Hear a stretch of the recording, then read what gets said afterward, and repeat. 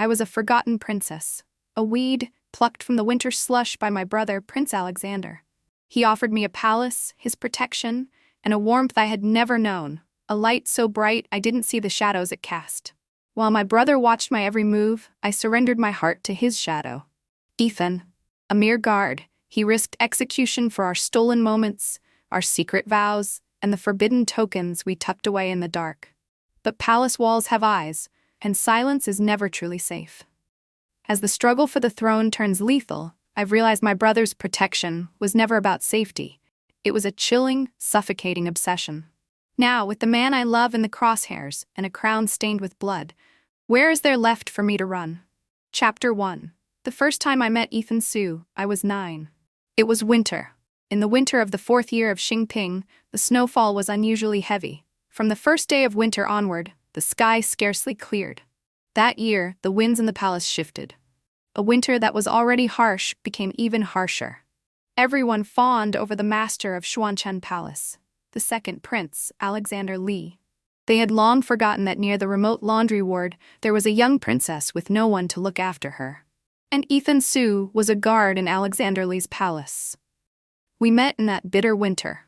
Alexander Li and I were both Father Emperor's children, but our origins could not have been more different. His mother was Consort Fang, beloved by Father Emperor for many years. Of course, he grew up pampered and protected. My birth mother, by contrast, was a palace maid from the laundry ward. One day she accidentally ran into Father Emperor. He happened to be drunk. By a twist of fate, they slept together. It was a shameful incident. Father Emperor tried hard to bury once he sobered up. Yet my mother's belly did not fail her. She became pregnant. Father Emperor had few heirs. The Empress Dowager, thinking of the realm, protected my birth mother in front of him. But fate was unkind. After 10 months, my mother gave birth to me, not a son. From then on, both the Empress Dowager and Father Emperor neglected my mother and me. My mother was illiterate and unlearned. She only knew her family name was Shen, yet she could not even write her own given name. Father Emperor, for the sake of the child she bore, granted her the rank of lady. After that, the two of us lived in Yonghaeside Palace, not far from the laundry ward. We were left to fend for ourselves. For years, Father Emperor never once came to see us. Without Father Emperor's protection, I became a wild child of Yonghaeside Palace, like a weed growing at the foot of a wall. In time, it was as if everyone in the palace forgot I was Father Emperor's daughter. Father Emperor never bestowed a formal name on me. I only had a childhood nickname, Willow. It was given to me by the matron in charge of the laundry ward, at Lady Shen's pleading. Willow meant wasteland, overgrown with weeds. In the spring of the 4th year of Xingping, Lady Shen died of a cough. I became, completely, a child no one wanted. At first I still hoped some palace lady would take me in. I waited for months. No one cared whether I lived or died. That June, Alexander Li earned great merit for controlling floods along the Yellow River. Father Emperor rewarded him lavishly. Rumors spread that he might be named crown prince. The news sent ripples through the palace. The court and the inner quarters, quiet for a long time, grew restless again. But all that turmoil had nothing to do with the remote Yonghaeside Palace. I had no time for anything else. After Lady Shen's death, I struggled just to survive. The matron in charge of the laundry ward said she had lived in the palace for many years and had never seen a child as pitiful as me. I first met Alexander Li in the winter of that same year. The night before the winter solstice, heavy snow fell. By palace rules, charcoal and winter clothing for the new year were distributed at that time. Yonghaeside Palace had no spare hands to send, so I went to collect them myself. On Long Street, I happened to run into Alexander Li's procession. Years of living cautiously had made me careful. I turned to avoid their grand entourage, but my skirt caught under my foot. I slipped in the snow and fell hard. A small girl fell at their feet. Even the well-trained carriers and attendants cried out in alarm. Perhaps the commotion startled Alexander Li. He ordered them to stop and asked mildly, "What's all that noise?" I scrambled up and dropped to my knees, knocking my forehead to the ground. "Willow didn't mean to disturb you. Please forgive me." I was shaking as I spoke, partly from the cold, partly from fear. My voice trembled, thick with tears. "Willow?" The voice behind the curtain was soft, faintly surprised. After a moment he said, "There aren't many maids in the palace with proper names. Your voice is young, yet you're called Willow. Which palace are you from?" I'm from Yonghae Palace. No one needed to explain further. Yonghae Palace was enough for Alexander Lee to guess who I was. The curtain lifted, his voice became clearer.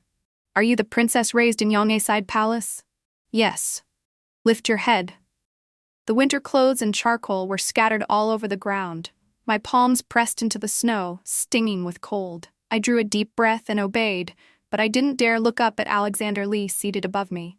Like the palace maids, I kept my eyes lowered. When Alexander Lee got a good look at me, he smiled.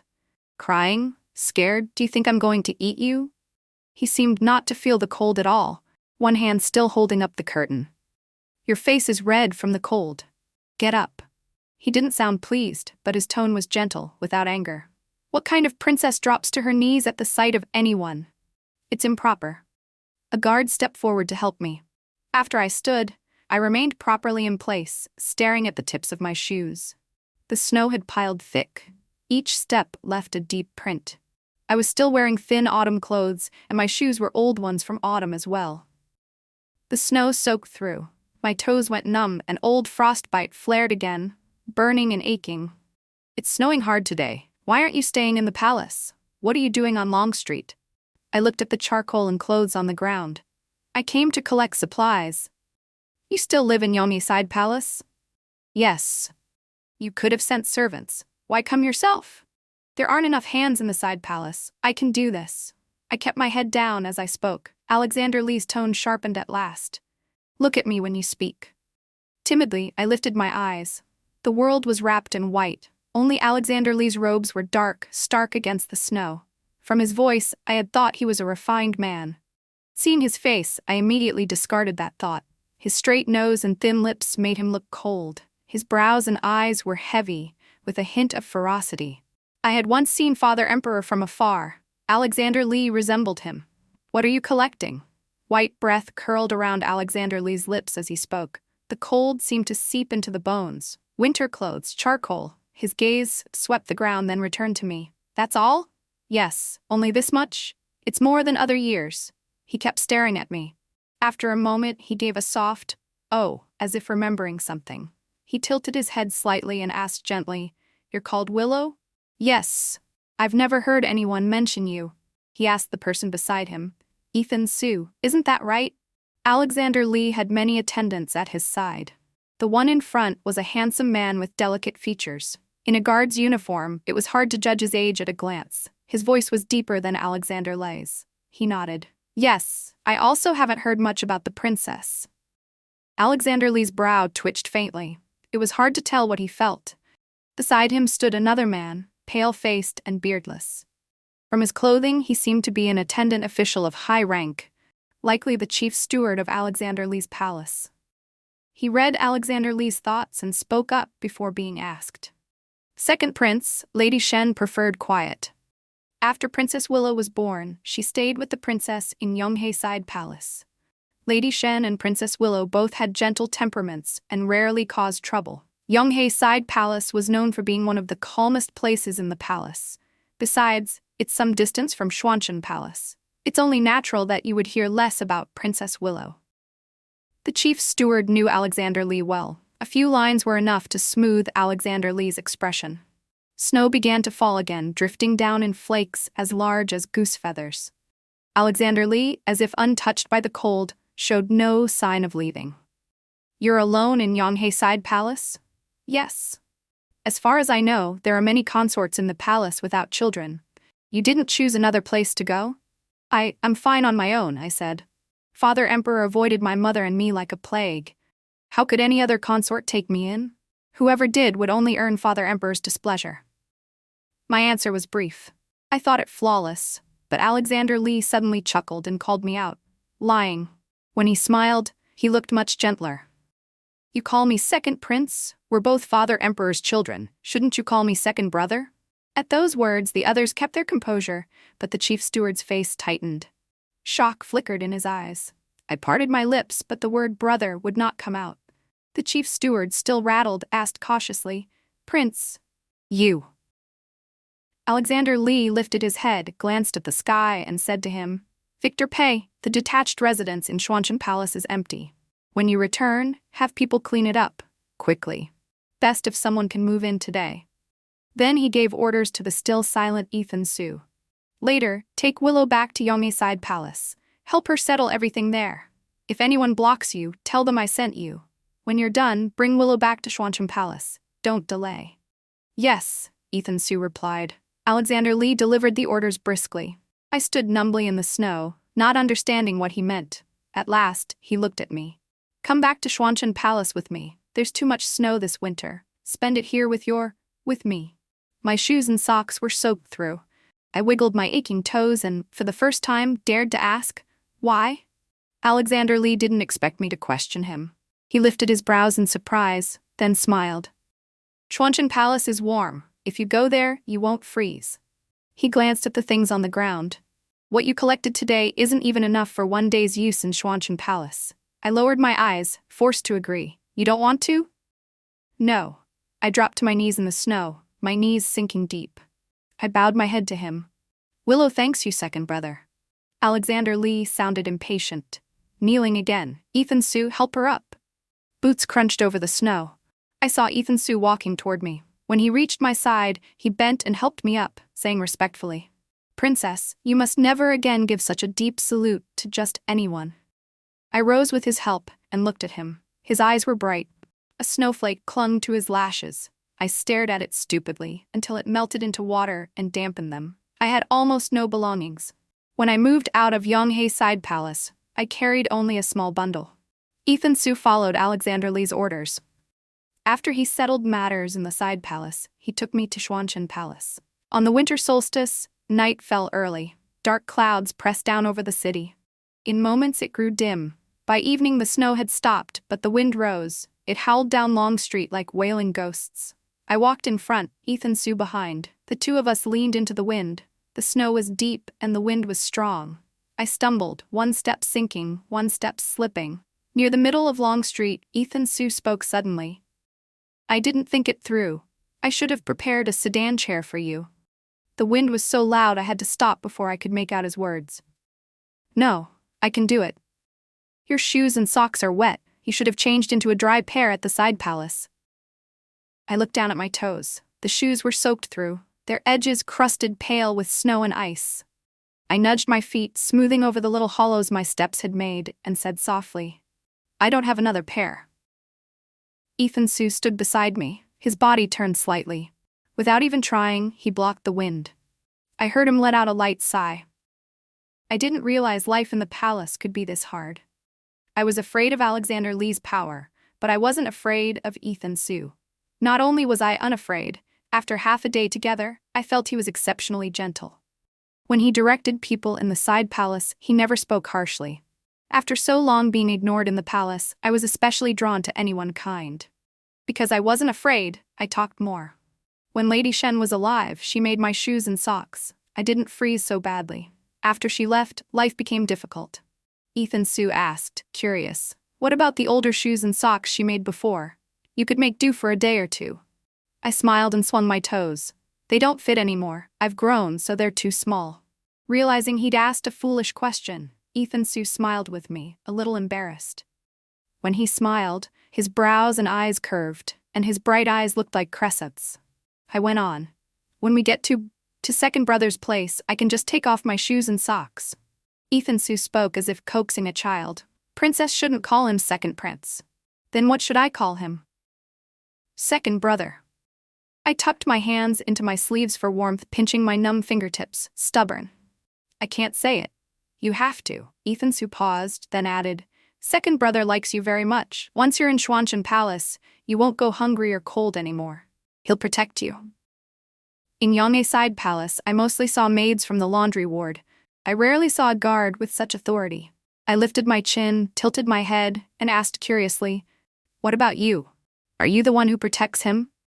Ethan Su looked at me. His lips moved. After hesitating as if he wanted to say more, he said, "I'll also do everything I can to protect you." Lady Shen once said she would protect me with her life, yet in the end, she left me behind and went away. I didn't like people saying things like that.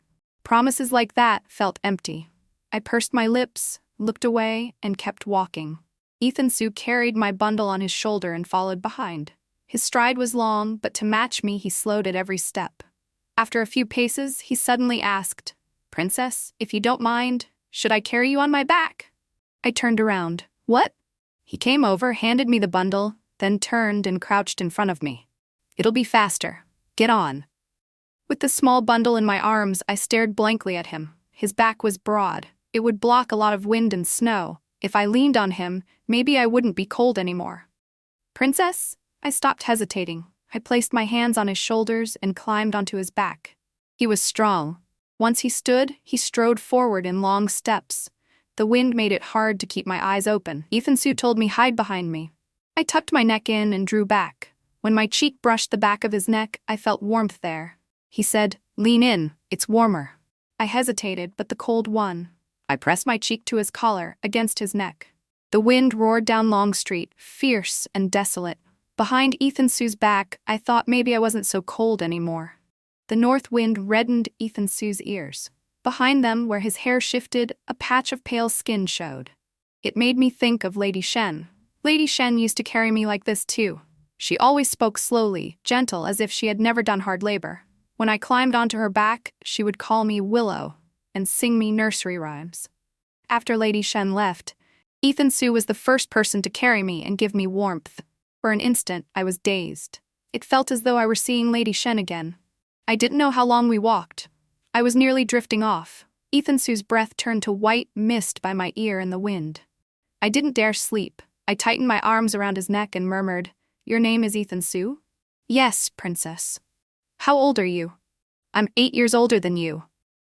Hearing my drowsiness, he made conversation. "I have a younger sister at home. She's your age. I used to carry her like this too. But I've been away for years. I don't know if she's grown much." "Away from home? Your home isn't in the capital city?" "I'm from Rivergate City." "Rivergate City? I didn't know where that was. Is it far?" "Far, by the Yangtze River." I couldn't read, and I knew nothing of geography. I didn't know where the Yangtze River was. I only thought it must be very far away. With my cheek pressed to his collar for warmth, I asked in a muffled voice, "If you've been away so long, do you miss your mother?" Ethan Su didn't answer for a long time. Only the wind howled in my ears. I stubbornly asked again, "Do you?" Instead of answering, he asked softly, "Do you miss Lady Shen?" "I do." My eyes stung. I wanted to cry. "I dreamed of her last night. She didn't say anything to me." Ethan Su, the nanny at the laundry ward, said Lady Shen just went somewhere else, somewhere I can't see. "Do you think she misses me there?" "She does. If she didn't, she wouldn't have come to see you in your dream." "I see." I held back my tears. "Then next time I dream of her, I'll tell her Willow is being good, and she shouldn't miss Willow too much." Ethan Su nodded. "Okay." I clung to him and whispered, "Ethan Su, sing me a song?" He paused, then asked, "What would you like to hear?" "Whatever your little sister likes." "Sing me that." "All right." Ethan Su cleared his throat and softly hummed a song I'd never heard before. "The moon rises, bright and fair. The lovely one is radiant, slender and graceful, making my heart uneasy. The moon rises, bright and white. The lovely one is gentle." My nose burned with sour grief. Leaning against Ethan Su's back, I closed my eyes and tears streamed down. When we returned to Xuancheng Palace, Alexander Li was not there. The people in the palace told Ethan Su that the second prince had gone to see the emperor. Before leaving, he had said he wouldn't return for dinner, but that they must see to my meals. Xuancheng Palace was enormous. It had only been renovated in autumn, and magnificent hardly did it justice. Even the detached residence Alexander Li left for me was far larger than Yonghe Side Palace. Many servants were assigned there. The moment I stepped inside, I felt out of place. I had no appetite, and a chill ran through me. A banquet-like meal was brought in, then taken out without me really noticing when. Maids hurried to tidy my rooms. It was the first time I'd been treated like this, and I didn't know what to do with myself. Perhaps I'd caught a chill in the day's wind. At night, I began to cough, curled on the bed, drowsy and half asleep. Alexander Li still hadn't returned. Victor Pai was gone as well. In my haze, I heard the maid stationed at the residence asking Ethan Su in a panic what to do. Ethan Su, mindful of his status, didn't dare push the door open. He comforted me from outside. Princess, I've already sent someone to call the imperial physician. He'll be here at once. Pressed close to the crack of the door, he asked as if pleading. Princess, what would you like to eat? The small kitchen can prepare it. I want to eat. I wanted the pancakes Lady Shen used to make. I mumbled, I want pancakes. Ethan Su didn't hear me. I had no strength left to repeat myself. Xuanchen Palace was warm, yet I couldn't feel it. My frost-bitten hands and feet burned with heat, itching unbearably. I dismissed him. Go do what you need to. I want to sleep for a while. I didn't catch what Ethan Su said after that, probably more words to soothe me. Curled on the bed, I fell into a heavy sleep. When I woke again, I didn't know what time it was. The surroundings were quiet, as if it were deep in the night. My throat was dry. When I tried to ask for water, I sensed someone beside the bed. The room wasn't lit. I thought it was the night maid and asked, "Is there water?" The person beside me didn't answer, only brought me water. Leaning against him, I drank a full cup in one go. As I came to my senses, I noticed the grip supporting me was strong, the bones hard, like a man's. "Who are you?" I asked. Still thirsty? The voice was exactly the same as the one I'd heard earlier that day. It was Alexander Lee. No. I shrank back under the covers. Thank you, second brother. He got up to light the lamp by the bed. The room brightened at once. The flame leapt high, throwing the sharp silhouette of his handsome profile. He adjusted the wick and said, Ethan Su was careless. He actually let you stand in the cold wind on Long Street. Half my face was buried in the pillow. I looked at him. Don't punish him. Why? It's my weak constitution. It's not anyone else's fault. If your health is poor, you should eat more. Like Ethan Su, he spoke in a coaxing tone. I was young, but after everything I'd lived through, I was no child who needed to be coddled. I pouted and stayed silent. Alexander Lee was patient. What do you want to eat? I'll have someone make it. Pancakes. The palace rarely prepared such plain food. Alexander Lee looked surprised. Pancakes? I truly was hungry. I explained, they're the easiest to make. When Lady Shen was alive, whenever I got sick, she would make pancakes for me. Back then, Yongaside Palace was short on everything. Only when I was ill would Lady Shen allow herself a small luxury, wrapping a bit of minced meat inside. I thought Alexander Lee might not know how they were made, so I described the steps in detail. When I finished, I saw the faintly amused look on his face. I realized I'd said too much. I pulled the quilt up around myself again and fell silent. All right, I remember. I'll have them make them now, but whether they taste as good as Lady Shen's, I can't promise. The ingredients in Xuanchen Palace are the finest. They'll taste good, I said. He shook his head. Not necessarily. He relayed my method to the cook in the small kitchen, then sat back down by the bed. What you want isn't pancakes. It's Lady Shen's cooking. You miss her. Through the quilt, he patted me softly, as if soothing a baby, and said in a gentle voice, When you were asleep, you kept calling for Lady Shen. You said a lot in your dreams.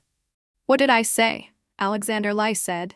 You said you were cold, and you said you were hungry. You also said your shoes were too small. They pinched your feet and your toes hurt badly. Under the quilt, I wiggled my toes. Only then did I realize my toes and heels had been wrapped. In winter, my old frostbite flared and kept me awake night after night. If I'd cried about it to Lady Shen in a dream, it must have hurt even there. Smiling, Alexander Lee tucked the quilt around my feet and explained. When the imperial physician came, he checked the chilblains too. The medicine has been applied. Little by little, it won't hurt or itch anymore. But it will take time to heal. Your old shoes were meant to be thrown away, but Ethan Su said Lady Shen made them, so he kept them. New shoes will be delivered tomorrow morning. Starting tomorrow, you'll wear new ones. The lamplight flickered. The shadows along the bridge of his nose shifted with it, making him look vivid and alive. He looked like someone fierce. Yet when he spoke, he was almost overly talkative. These days, the snow is heavy, so don't run around outside. Stay in the palace. If you're bored, have the maids play with you for a while. I'll be busy for the next few days. When I'm not here, if you need anything, go to Ethan Su. He's one of my people. He knows Xuanchen Palace well, and he has the skills to protect you. I had slept for a long time and felt no drowsiness, yet my body was weak and I didn't want to get up. I only looked at Alexander Lee and asked seriously, Why are you so good to me?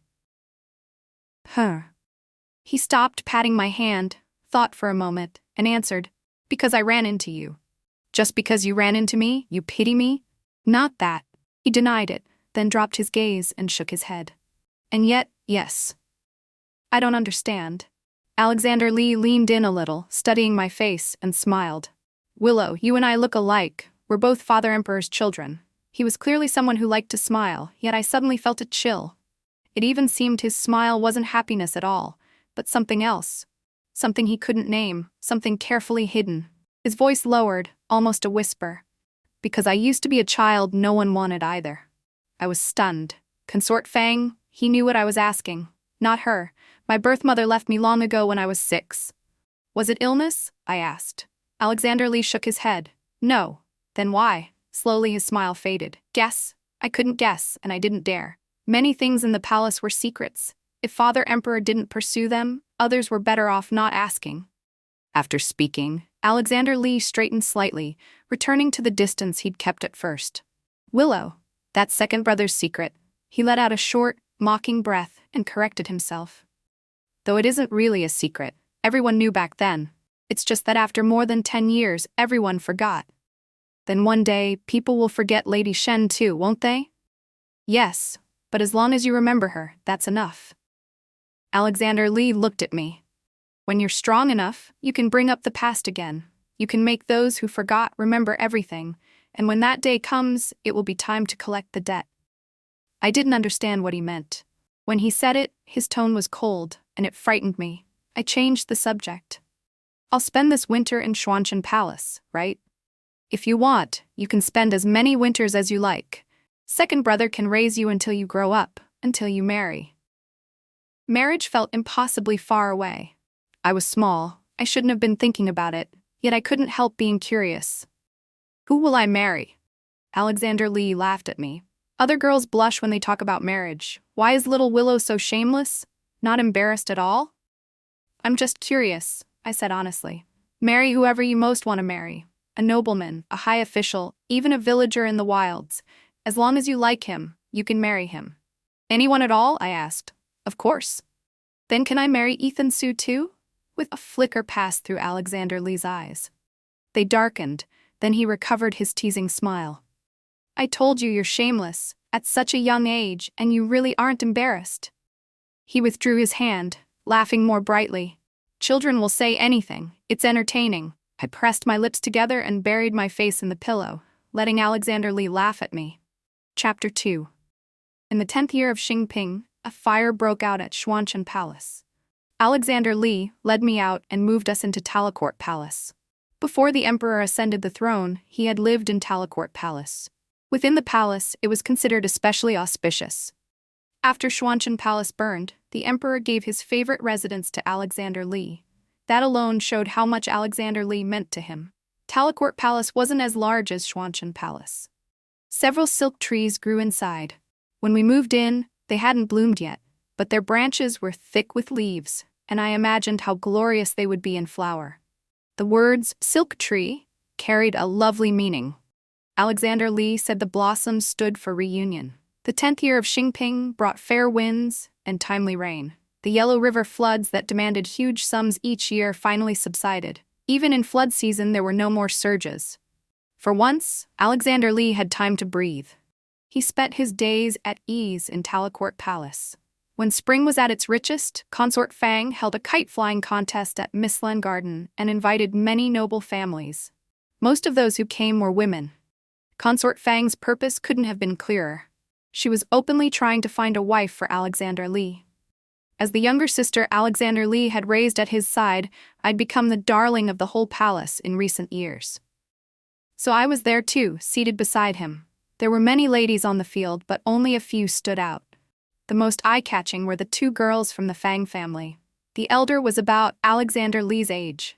Her name was Hazel Fang. Beside her stood a younger girl, Hazel Fang's sister, Chloe Fang.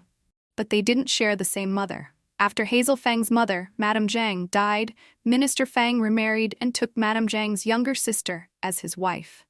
The Fang family's ties were tangled. Though I had lived with Alexander Lee for years, Consort Fang had never liked me. Naturally, I didn't know much about the Fang family either. About the sisters' background, I only knew this much. When the contest ended, Consort Fang called Hazel Fang over and praised her with a bright smile. Muir, that swallow-cut spring kite you flew just now was superb. Thank you for the compliment, Aunt. Hazel Fang was slender and a little taller than most girls. In pale clothes, she looked almost fragile. When she lifted her head to speak, I saw that her brows and eyes were faint and colorless.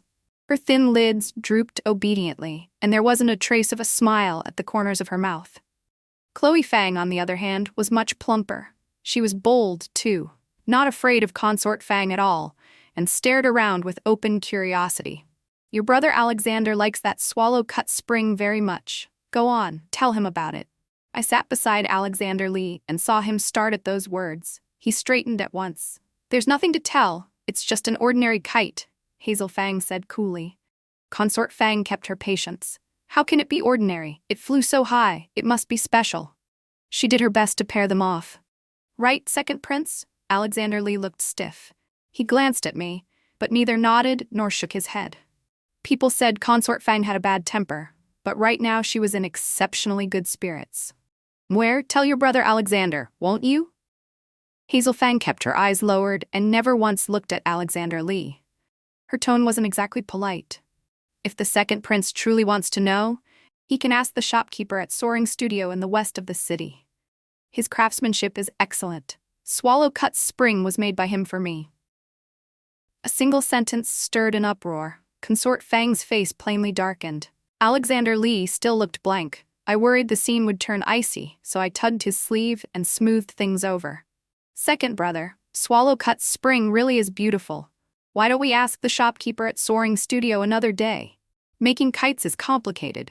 Especially for girls, it takes extra care. It's normal not to remember every step. I looked at Hazel Fang. Right, Sister Hazel? Hazel Fang, who hadn't lifted her eyes once, finally raised her head the moment I finished and looked at me. Her gaze was cool as well, with no joy or anger in it. She pressed her lips lightly and nodded. Yes. Hazel Fang remained calm, but her younger sister grew anxious. Sister, you do remember the steps. For this contest you studied with the shopkeeper for a long time. Why won't you say it? Ignoring Hazel Fang's objection, Chloe Fang went straight to Alexander Lee. Second brother, my sister cared a lot about this contest. She only succeeded after putting in so much effort. Compared to Chloe Fang's boldness, I cared more about that second brother. Alexander Lee was older, but in the palace, no one called him second brother except me. If it was improper inside the palace, it was even more improper outside. Calling a prince that was simply against the rules. Alexander Lee heard it too. His brows knit in displeasure. What did you call me? Chloe Fang shrank back. Say. Before she could finish, Hazel Fang stopped her. Hazel Fang dropped to her knees. Chloe is ignorant. I beg the prince to forgive her. Alexander Lee's frown didn't ease. He stared at the sisters, brows drawn tight. I'd been beside him for years, and I knew that when he looked like that, he was unhappy. Strange. Since when did he care so much about rules? He used to say the palace's tedious etiquette annoyed him most. Chloe Fang turned pale at the commotion. Consort Fang rescued the situation in time. All right, get up. Chloe is still young. Don't frighten her. Chloe Fang hadn't been crying, but once her aunt backed her up, the tears spilled at once. Consort Fang doted on her niece and hurried to ask, Chloe, what is it? Chloe Fang sobbed. I was wrong. I shouldn't have been rude. She stepped away from Hazel Fang and moved half a step forward. I grew up without an older brother. Only one older sister. My sister protects me all the time, but she's gentle. She can't watch over me in every way. So when I saw Brother Alexander, I felt close to him. I wanted to be nearer to him, and for a moment I forgot the rules. Consort Fang had been thwarted by Hazel Fang, yet she saw unexpected hope in Chloe Fang. Though Chloe Fang was younger than Alexander Lee, in another year she would come of age. If she truly had feelings, they could wait. Consort Fang hid her displeasure and spoke softly. Chloe thinks Brother Alexander is kind? Yes, like my own brother. Consort Fang's smile returned. She laughed to the ladies beside her. Alexander is famous for being fierce. Who in the palace doesn't know his bad temper? It's rare that Chloe finds him kind. Looks like fate. Everyone chimed in, and the mood returned to its earlier lightness. But Alexander Lee had no sense at all. He cut through the laughter. Cousin Chloe finds me kind only because she's young and doesn't understand the world. When she grows up and learns proper conduct and rules, then we can talk about that. He flicked his sleeve and stood. He reached out and took my hand, then said to the people around him, "Victor Pay, back to the palace." With that, he strode away, leaving everyone staring at one another. After we returned to Talacourt Hall, Alexander Lee acted oddly. He shut himself in his room and refused to come out. Victor Pay said he was in a foul mood. He'd scolded every servant around him, and even Victor Pay hadn't escaped. Ethan Sue had happened to go back to Rivergate City to visit family. By the date, he should have returned already. Yet, there was still no word. Alexander Lee was sulking and refused to talk to anyone. After we came back from Mislin Garden, I suddenly had no one to chat with and felt terribly bored. At dinner time, Victor Pay ran into another wall. He stood outside the door with the meal, unsure what to do. When he saw me, his eyes lit up as if he'd found a lifeline. "Princess, please persuade the prince," I asked quietly. "What's wrong with him?" Victor Pay sighed. "Maybe the Fang family's second young lady offended him. Other than that, I can't think of any reason." Alexander Lee really was strange. It was just a second brother. If he was truly angry, why didn't he punish Chloe Fang on the spot? What kind of skill was it to sulk back at the palace? I rolled my eyes and raised my voice. "The food from the small kitchen smells so good. These osmanthus sweet cakes are soft and glutinous. If second brother won't eat, Victor Pay, send them to my courtyard." Victor Pay clearly hadn't expected me not to persuade him, but to take the food. His face went blank with shock. "And if second brother doesn't want the lotus root soup, send that too." "Princess? What, is there more? Oh, I forgot to ask. What meat is it? I heard father rewarded second brother with a freshly hunted deer. Venison." The door creaked open. Alexander Lee stood inside, his voice low. "If you eat that much, don't go calling the imperial physician when you're stuffed." I smiled. "So you were hiding away?" Alexander Lee shot me a fierce glare, yanked me inside and shut the door. Then he seemed to remember something and turned back to snatch the dinner tray from Victor Pay's hands. I blinked at Victor Pay. He looked astonished. Then understanding dawned, and he lowered his head with a smile. Alexander Lee set the meal on the table and looked at me. "You're not angry?" "Angry about what?" He stared at me for a long moment, then looked away and said softly, "Nothing. Eat something, Victor Pay." When I turned, I saw a kite on the table. It was shaped exactly like Hazel Fang's swallow-cut spring. "This?" I picked it up. "Did you ask Miss Fang for it? A little trinket like this, why would I need to ask?" Alexander Lee looked disdainful. "I made it." "You locked the door all afternoon without a sound, so you were making this?" "Yes," I studied the kite, curious. "Why make it?" "The contest is already over." Alexander Lee's hand paused on his chopsticks. "Didn't you say it was very pretty? Didn't you say we should ask someone at Soaring Studio?" I told the truth. "I only said that to smooth things over." "Oh, so that's it?"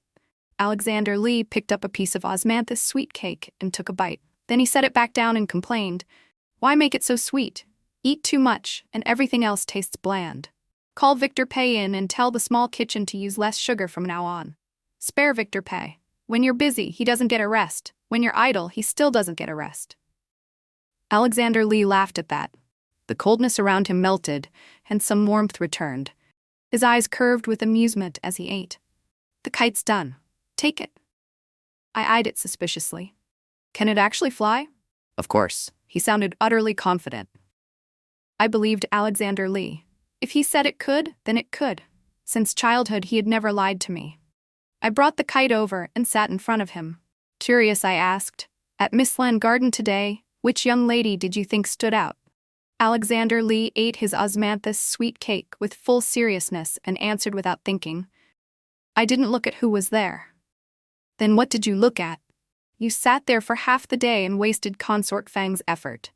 He chewed slowly, swallowed neatly, and replied, "I looked at you." Lately he was always like this. When no one was around, he would tease me like that. I felt sorry for Consort Fang. She gathered so many people. First, she wanted you to meet Miss Fang. Second, she wanted to show everyone she already had a likely choice for the second prince's consort, so others would give up early.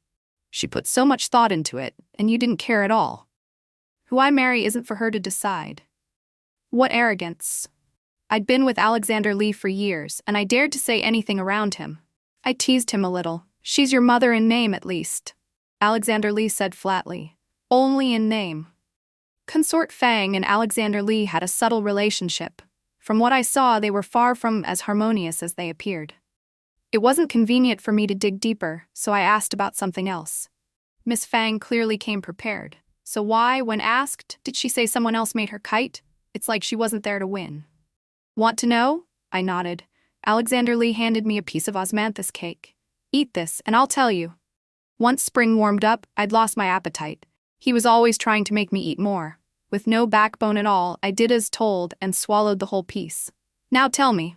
It's simple, because Hazel Fang's beloved was there. Huh? I leaned in, even more curious. Who? Lucas Lee? Third brother? Alexander Lee nodded. If he hadn't said it himself, I never would have believed Hazel Fang had anything to do with third brother. In this palace, the one who competed most fiercely with Alexander Lee was Lucas Lee. And for that reason, Consort Fang disliked Lucas Lee the most. How do you know? I guessed. With men and women, you can tell from how they look at each other. When two people in love meet each other's eyes, there's something in that gaze that's easy to spot. He pointed at the lotus root in the soup.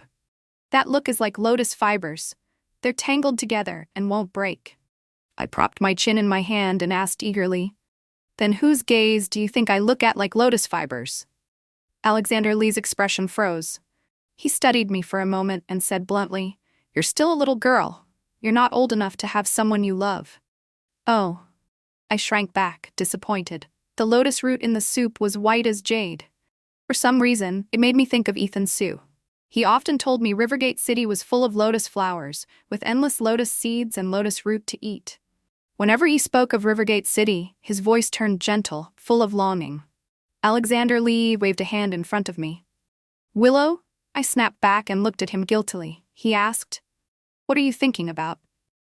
I lied. I was thinking how high the kite will fly later. Alexander Lee looked at me deeply and set down his chopsticks. He called to Victor Pay outside. Clear these away. I looked at the soup he hadn't touched. Not drinking it? He answered lightly. No. He seemed unhappy again, but I truly couldn't guess why.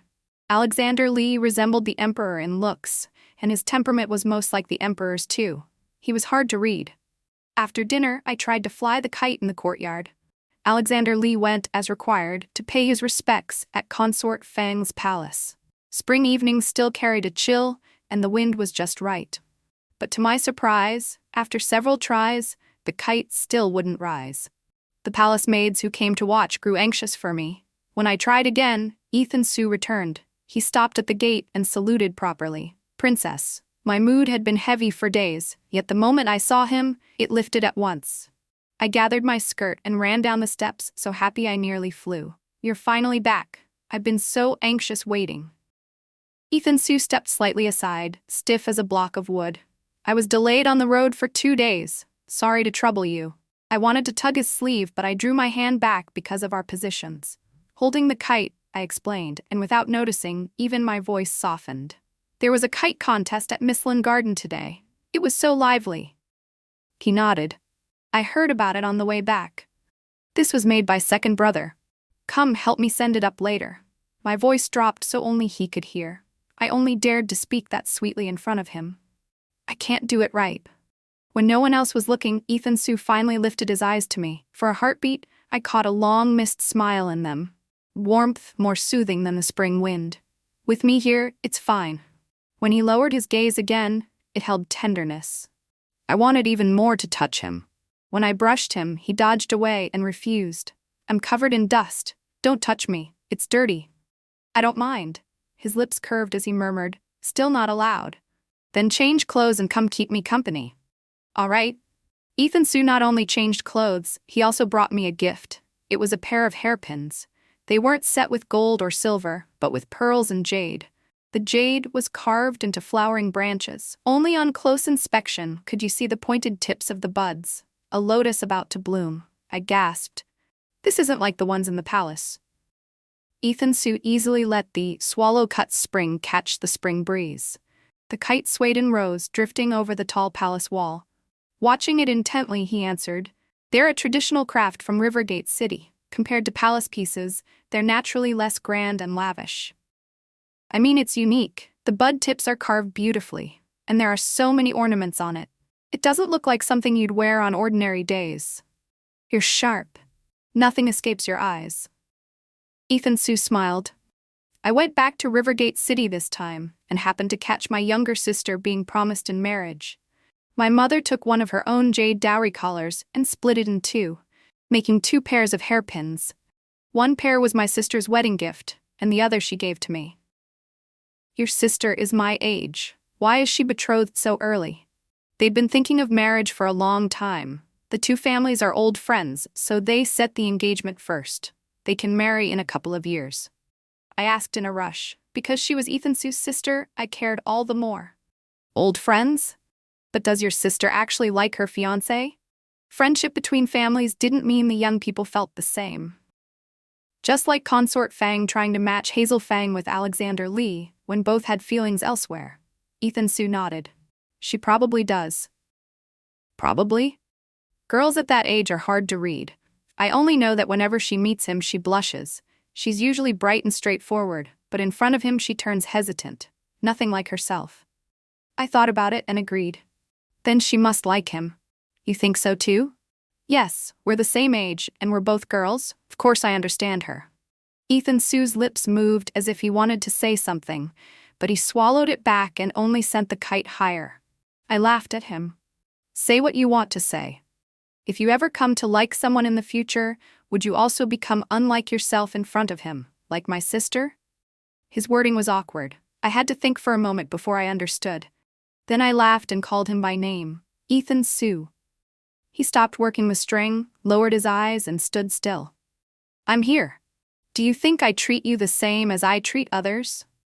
"I don't know. If you don't know, then why give me these hairpins?" I loved them, gripping them tightly, afraid I might drop them. "Since they were made from your mother's dowry, if she gave them to you, there must be a deeper meaning. How could you give them to me without thinking?" Ethan Su said urgently. "It wasn't without thinking. From the beginning to the end, I was certain these hairpins should be given to you." Only after he said it did he realize he'd lost control and panicked.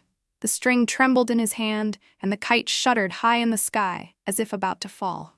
He tugged at the line again and again, no longer able to spare any attention to defend himself. I looked up. Sunset clouds lit the sky, dyeing the unsteady kite a rosy red. "Ethan Su, you've never been like anyone else." My eyes followed the kite as it dipped. "That winter, when you carried me back along Long Street, it was already decided. In my heart, you would be different from everyone." The kite dropped completely and vanished from view. Ethan Su held the line in empty hands. The string snarled into a mess. Perhaps his heart was a mess too. His voice trembled. He sounded tense, nothing like his usual self. "Princess, I'm useless. I ruined the kite. I'll go pick it up right now." "No need. Even a kite that flies beyond the palace wall is still only a kite, a false swallow.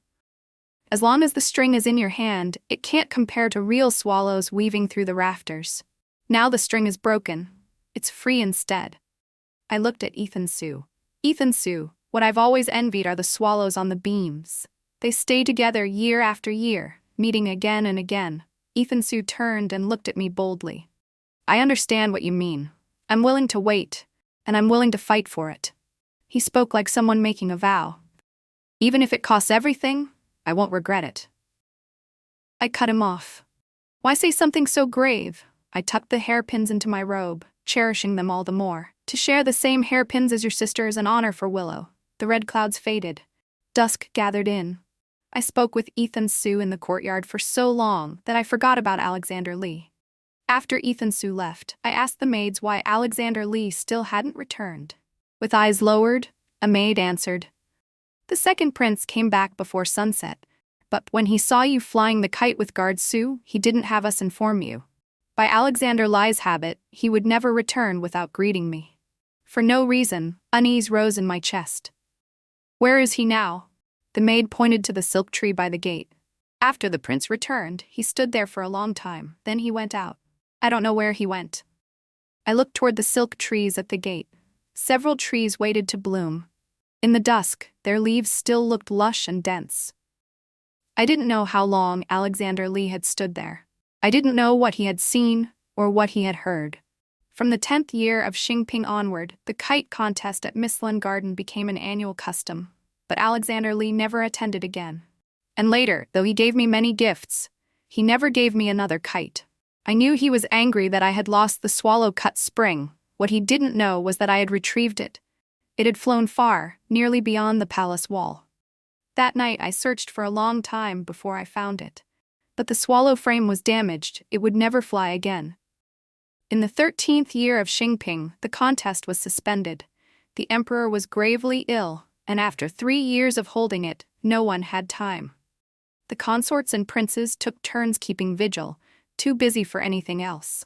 That year, because of the emperor's illness, the palace's balance shifted sharply. Lucas Lee won the emperor's favor and became Alexander Lie's equal rival. The two sons jointly served as regents. The emperor's mind was impossible to read. Who would be named crown prince became something everyone in court and harem tried to guess. Alexander Lie's position grew difficult.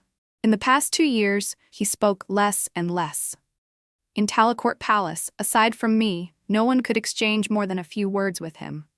His situation worsened, yet Consort Fang remained firmly in power. Though she did not hold the title of empress, in truth she had long hollowed out the empress's authority. In the inner palace, she all but ruled. The Fang family relied on her, their influence spreading outward. Calling it power that weighed down the court would not be an exaggeration. But strangely, though the Fang family was so strong, Alexander Lee did not seem to treat them as a support. The clearest proof was that he refused to marry Chloe Fang, no matter what.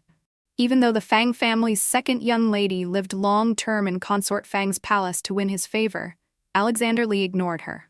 He pretended not to see Consort Fang's attempts to match them.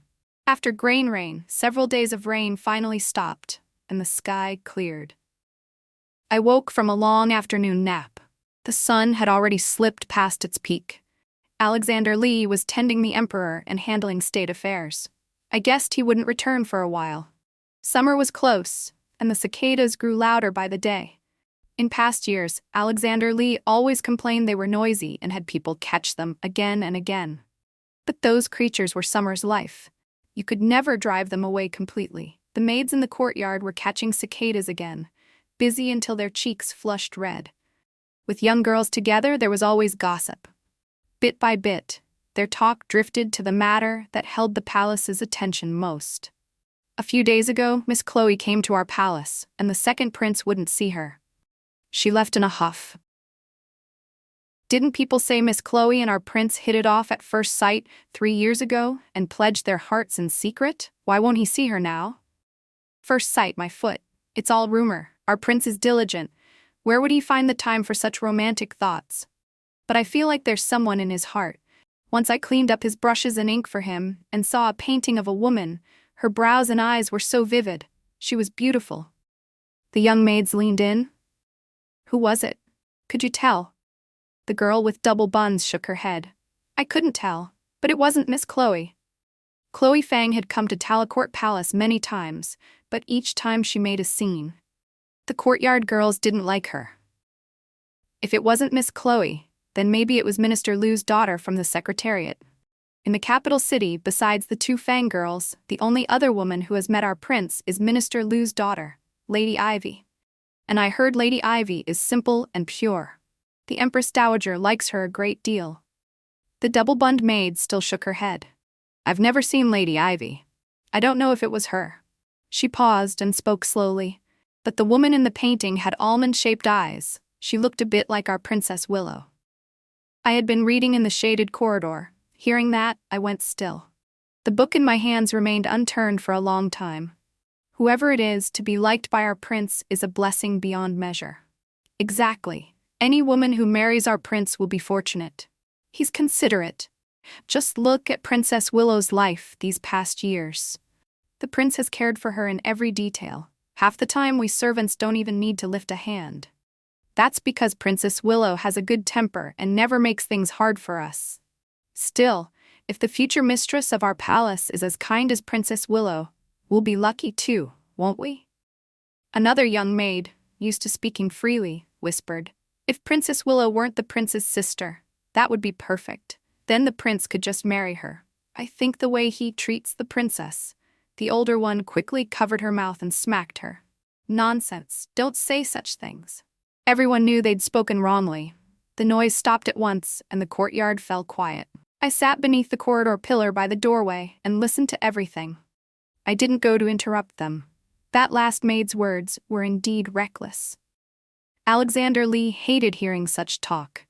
At the start of the year, a maid praised me and added one extra sentence: "The prince loves Princess Willow the most." And Alexander Lee threw her out of the palace. Even Victor Pye had once been caned for speaking carelessly. I gave a bitter smile and thought how fortunate it was that Alexander Lee wasn't here today.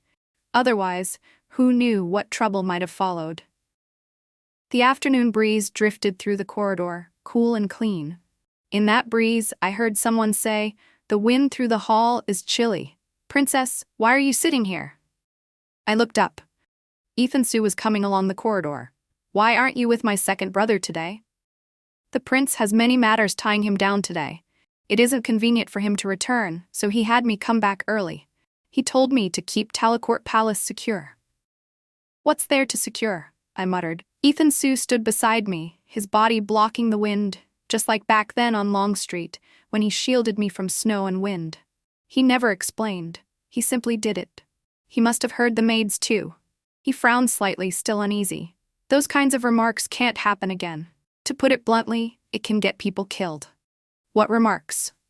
"Remarks about you and the prince." I didn't understand why Alexander Lee avoided such talk as if it were the plague. I lifted my chin and asked Ethan Su, "Why?" "Why would it get people killed?" Ethan Su answered obediently, "If the prince doesn't like it, then he doesn't like it. I wouldn't dare guess more." I pouted and shot Ethan Su a look. He'd been by my brother's side for years. Aside from Victor Pay, no one understood my brother better than he did. He knew everything. He just wouldn't tell me. Since he wouldn't say it, I wouldn't ask more. But when I glanced at his waist, I saw that besides his sword, there was nothing. Anger rose at once, and I called him. "Ethan Su." He stood at attention. At the sound of his name, his back straightened unconsciously. "Princess, I'm here." I pointed at his waist. "Where's the pouch?" He followed my finger and looked down. He stammered, "Princess, I forgot to wear it when I changed this morning." "You're lying."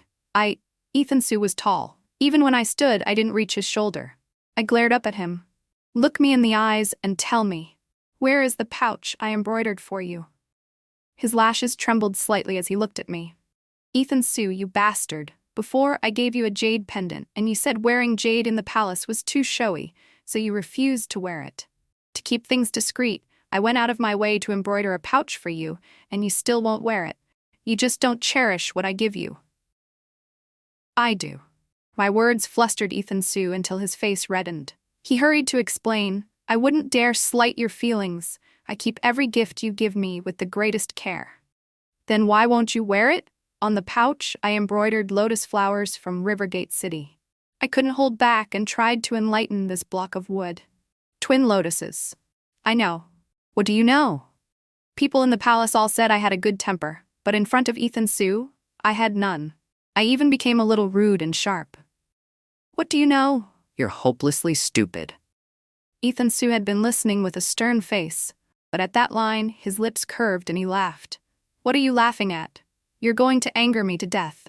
You know nothing, yet you still wander in front of me every day. Go find my second brother. I don't want to see you." He laughed even harder. "I know everything." I didn't want to pay attention to him, but he spoke with such seriousness that my heart softened. "What do you know?" "I know what you mean." He took out the pouch from inside his robe. The stitching wasn't especially fine. He held it in his hand and stroked it carefully. "You never liked needlework before, but for me you went to the embroidery matrons and learned it, and you used Rivergate City's backstitch embroidery. The stitches are tight, and it takes the most focus. When I embroidered it, I hadn't felt it was such an effort. But hearing him say it like that, I felt wronged, as if I deserved credit. Backstitch is so hard. I pricked my fingers so many times. As I spoke, I lifted both hands. Look. Ethan Su's gaze fell on my hands, his lashes flickering. In the winter of Xingping's 4th year, when we met for the first time, he had looked at me just like this, eyes lowered. Snowflakes clung to his trembling lashes, melted into water, and looked like a tear at the corner of his eye. Later, I often wondered when I had started to love Ethan Su. But no matter how I thought, I couldn't find the answer. On the night of the winter solstice in Xingping's 4th year, the night I first arrived at Xuanchen Palace, I asked Alexander Li whether I could marry Ethan Su.